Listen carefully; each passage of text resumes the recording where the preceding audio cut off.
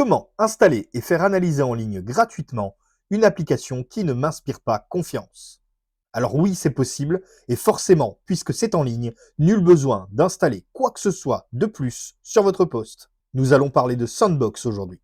C'est parti. Face à une menace cyber de plus en plus complexe, vous pouvez parfois être amené à installer sur votre machine un programme qui ne vous inspire pas confiance. Puisque certains d'entre eux sont sains de base, mais une fois installés, peuvent télécharger un malveillant qui potentiellement passera sous le radar de votre antivirus. Vous pouvez gratuitement, avec certains outils en ligne, procéder à leur installation sur une machine virtuelle isolée appelée Sandbox, ou bac à sable en français. Vous vous rendez dans le moteur de recherche de votre choix et vous saisissez ceci. Vous choisissez ce résultat. Une fois sur le site de l'éditeur, vous pouvez directement, sans création de compte, envoyer votre fichier d'installation ou entrer l'adresse web de ce dernier pour analyse. Je choisis maintenant le système d'exploitation de la Sandbox sur laquelle va être faite l'installation du logiciel suspect. Je peux, si je le souhaite, définir quelques paramètres supplémentaires et je lance la génération de mon rapport public. Il me charge les résultats qui m'annoncent qu'aucune menace spécifique n'est recensée et je peux voir sur la même page, un peu plus bas, des captures d'écran effectuées tout au long de l'installation. Si vous souhaitez vous-même réaliser l'installation et ou manipuler vos fichiers, vous pouvez également utiliser ce site qui, après avoir créé un compte, vous permettra de lancer une Sandbox que vous pourrez piloter de A à Z pendant un temps déterminé.